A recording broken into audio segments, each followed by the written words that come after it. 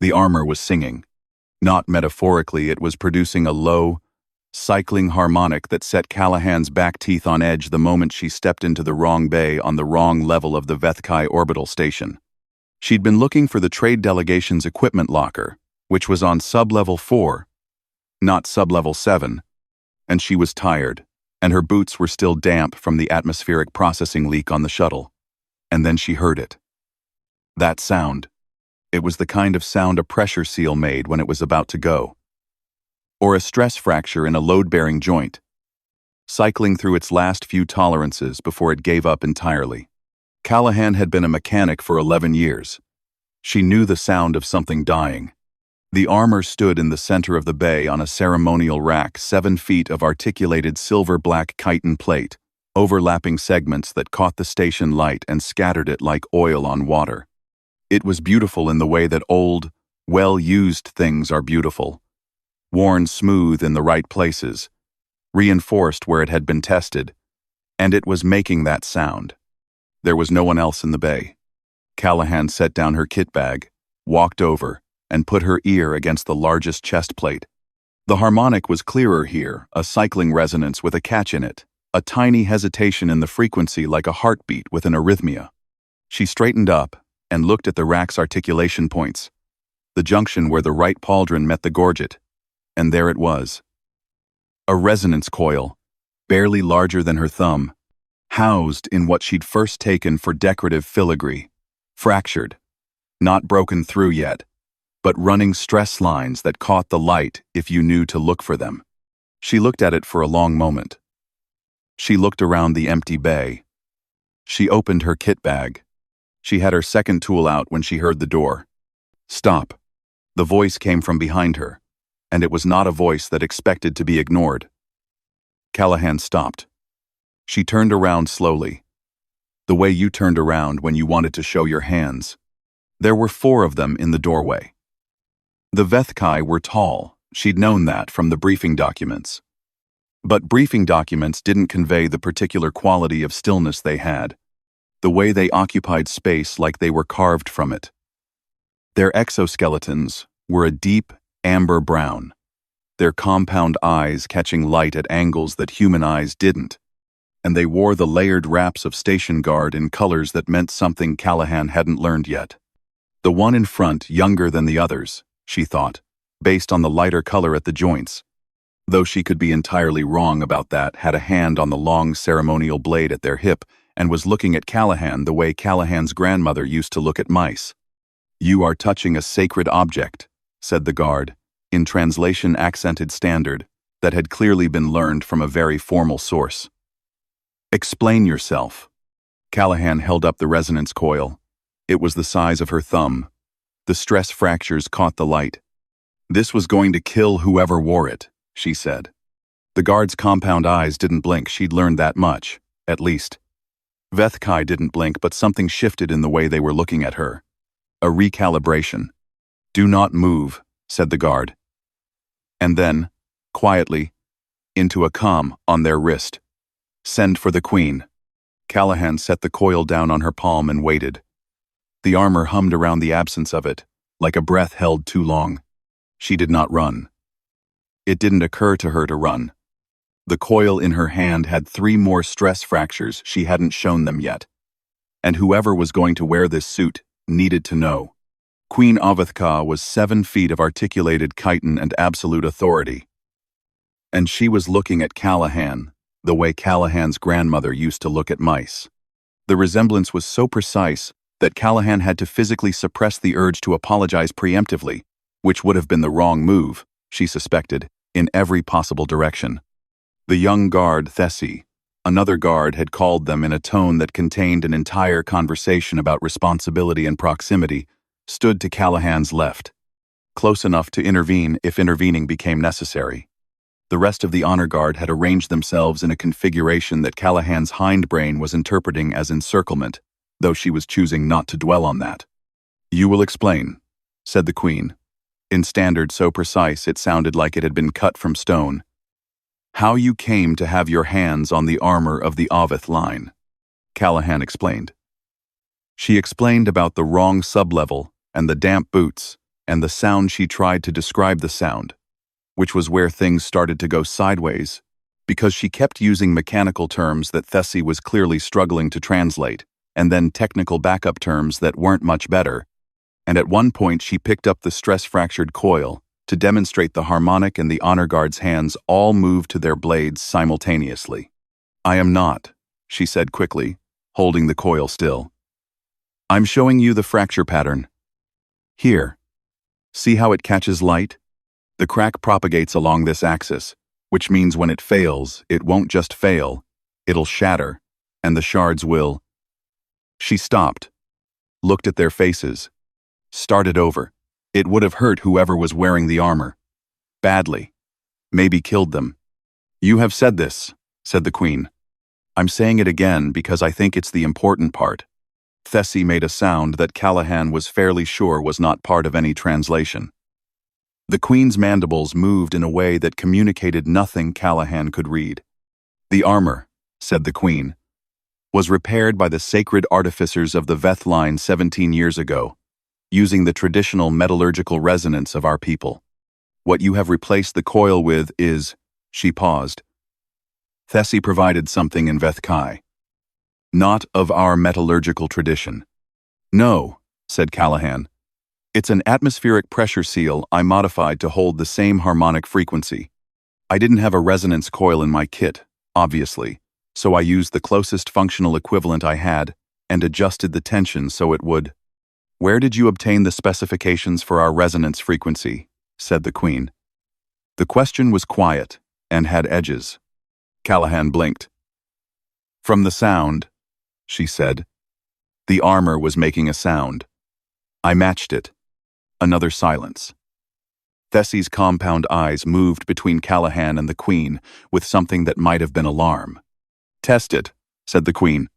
One of the senior guards approached the rack with the careful reverence of someone handling something holy, lifted the chest plate, and struck it once with a ceremonial hammer that appeared from somewhere within their wraps. The tone that rang out was clear and sustained and perfect, unwavering through 8 full seconds before it faded. Callahan had heard it sing like that in the bay, after she'd finished. She'd stood there for a moment, just listening before she'd started packing her tools. The guard looked at the Queen. The Queen looked at Callahan. The Queen's mandibles moved again. "It has not sung that way," said Veth'kai quietly, not quite to Callahan, "in 8 months. "The coil was cracked," said Callahan. "I had something that would hold the harmonic. I used it." Veth'kai looked at her for a long moment, compound eyes catching light from 17 angles. Callahan got the impression that this was not quite the explanation Veth'kai had been expecting. She also got the impression that Veth'kai was filing something away. "What are you?" said the Queen. Not unkindly. Not cruelly. With the precision of someone who has encountered a category they do not have a word for. Callahan opened her mouth, closed it. "I'm a mechanic," she said. It was the truest thing she knew how to say. The Queen studied her. Then she turned and walked out of the bay, the honor guard flowing after her like tide. And Veth'kai lingered for a moment in the doorway. "You will remain on this level," said Veth'kai. "You will not touch other objects without—" "Can you bring me more broken things?" said Callahan. Veth'kai stopped. "What?" "I heard something in the corridor on my way in. The atmospheric processor on Junction 7. It's running at about 60%, and the oscillation is wrong. I can hear it from here." She paused. "I'd rather have something to do." Veth'kai looked at her for another long moment. Then they left without answering. But 3 hours later, someone brought her the atmospheric processor from Junction 7. The question hung in the recycled air like incense, "What are you?" And it followed Callahan down the corridor as she ran. She had her tool bag over one shoulder and her diagnostic pad in her hand. And she was running because Veth'kai was running ahead of her and had not explained why, only said, "Come now," in a tone that closed off the space for follow-up questions. The corridor curved, and she could already hear it before Veth'kai told her. The deep, irregular shudder of a system in cascade failure. The secondary life support array for levels 3 through 9 was in a hub at the center of the station, behind a blast door that was currently sealed because the atmospheric controls had locked on the other side in the middle of a ceremony that required sealed chambers. For reasons Thessie explained quickly, and that Callahan retained as 300 Veth'kai. No exit. Diminishing air. "Where are your engineers?" said Callahan. "Ceremony," said Thessie. "All senior engineers participate. There is no quick version of why." "Okay." Callahan was already at the secondary access panel, pulling it open. "Who else is not in the ceremony?" "Myself. 2 junior guards. You." The interior of the hub was a familiar tangle to her different materials, different aesthetic. But the bones were the same as any life support array she'd ever worked in. And she'd worked in 6 different ship classes and 2 station types, and 1 extremely improvised rig on an ice moon that she still didn't like to think about. She put her light in her teeth and started tracing lines. "Talk to me," she said around the light. "What failed first?" Thessie was watching her from the doorway, with their weight shifted forward. The posture of someone who wanted to help and didn't know how. The primary pressure regulator. At 14:32. Then the secondary compensator at 14:35. "They tripped each other," said Callahan. "Classic cascade." She found the tertiary bypass. It hadn't failed yet, but it would, because it was trying to compensate for both the others, and it was already running hot. She could feel the heat radiating from the housing. "I need to isolate the tertiary and reroute through the manual backup." But the manual backup interlock. She stopped. The manual backup interlock was a safety feature. If she disabled it, and she was wrong about where the fault cascade had started, the pressure differential would vent through the path of least resistance, which was currently the access corridor she was standing in. She thought about this for approximately 4 seconds. "Tell me the atmospheric composition in the ceremony chambers," she said. Thessie told her. She ran the numbers in her head, not precisely. She wasn't that kind of engineer. But close enough. Close enough to know that the people in those chambers had maybe 40 minutes before things became dangerous.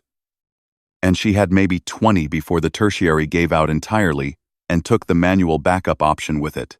"Okay," she said. She reached for the interlock. "What is that component?" said Thessie. "Safety feature," said Callahan. "Is that probably fine?" She started working. Her hands were very steady. She'd noticed, over the years, that her hands were always steadiest when she was most scared, like they'd made an executive decision to stop waiting for her brain to calm down. "Talk to me. Tell me something. About the ceremony, what's it for?" Thessie was quiet for a moment. "The recitation of names," they said. "We speak the names of the dead. Every Veth'kai who has died in the past year. Their names are spoken aloud so that they are carried into the next cycle by witnesses." Marking in 40. "That's beautiful," said Callahan. She had the first coupling loose. "How long does it take?" "For 300 names. Perhaps 2 hours. They'll be done in 40 minutes, said Callahan. "If I get this open in the next 10. She got it open in the next 8. The tertiary bypass complained loudly when she rerouted around it, a sound like something tearing, and she had one very bad second where she was certain she'd gotten it wrong, and then the manual backup caught and held.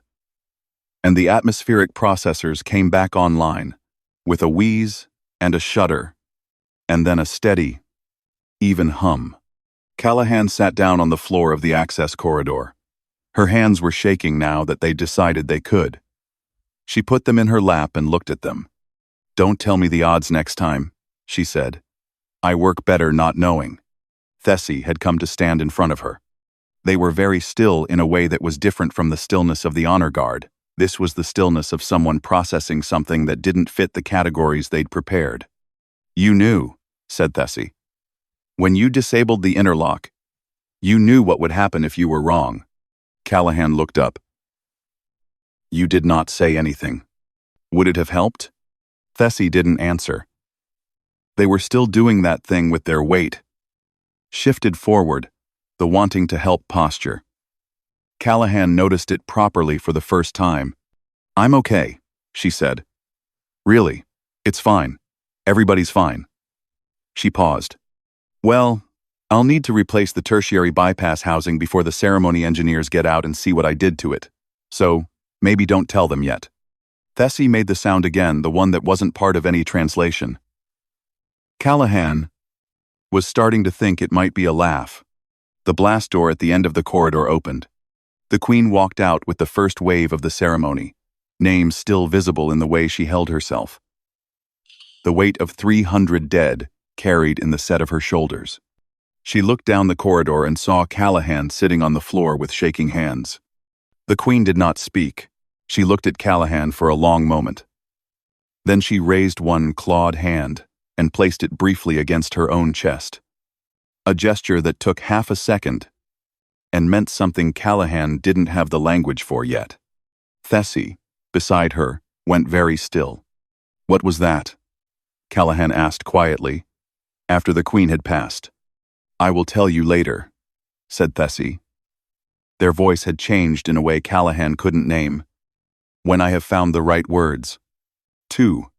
The delegate from the Veth'kai Purity Council arrived the next morning, and Thessie's compound eyes went very still when she saw who it was.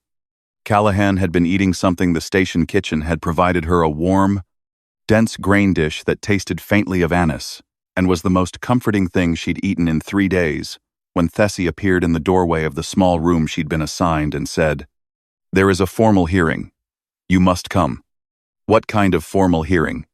Thessie looked at the grain dish. "Bring it if you need to finish it." The hearing chamber was on level 2, a high-ceilinged room with a curved floor that meant everyone stood on a slight angle, which Callahan thought was either a feature or a very interesting design choice. The Queen was already there, flanked by her guard.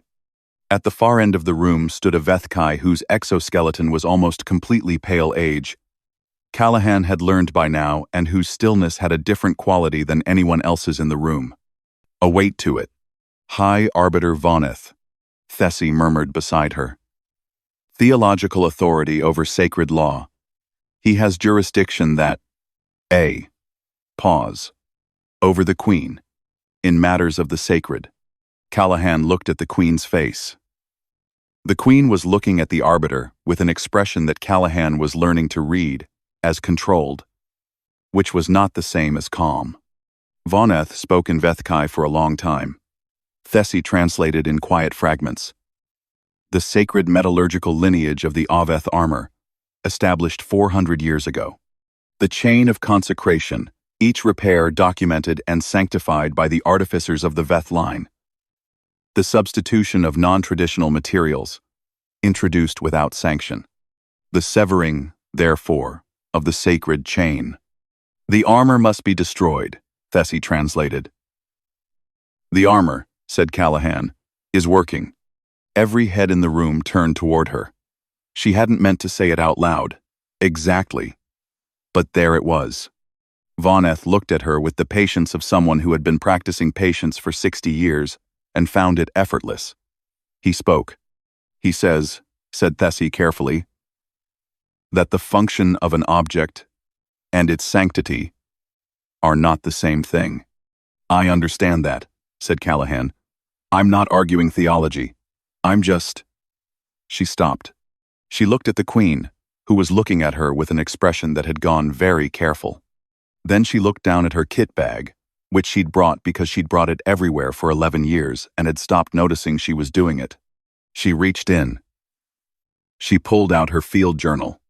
It was battered, a physical book, because she'd learned early in her career that digital logs had a way of becoming inaccessible at the worst moments, filled with her handwriting in 3 languages and 2 shorthand systems she'd developed herself.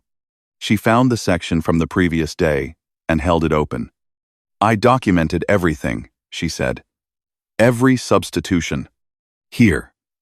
She walked forward, because asking for permission felt like it would take longer than she had, and held the journal out toward Voneth. "The resonance coil. I noted the frequency the armor was producing before I touched it. I noted the stress fracture axis. I noted why I selected the atmospheric seal as a substitute and how I modified it. The tension calculations are here. The frequency matching is here. She turned the page. The life support cascade.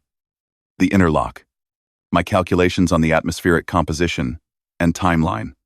All of it. Veth'kai had not taken the journal. He was looking at it. I can't tell you whether the armor is sacred, said Callahan. That's yours to say. But I can show you exactly what I did, and why, and what I would do differently if I had the right parts. And she stopped, and then said the thing she'd been thinking since last night, since Veth'kai had told her the Queen's gesture had no word that translated easily. I can teach your engineers to do what I did, the substitution methodology, the frequency matching by ear. Then it's yours. Done by your people, sanctified however you need to sanctify it, with materials you choose. She looked at Veth'kai steadily. But I won't pretend it was wrong. It wasn't wrong. The armor sings. 300 people breathed. The room was very quiet. Veth'kai looked at the journal for a long time. He looked at Callahan.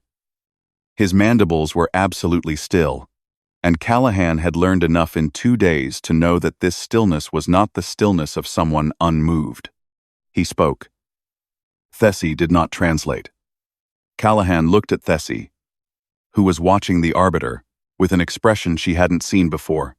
He says, said Veth'kai slowly, that he requires time to consider. The hearing is recessed. People began to move. Veth'kai turned to leave, and then he paused, and he reached out, and he took the field journal from Callahan's hand. She watched it go.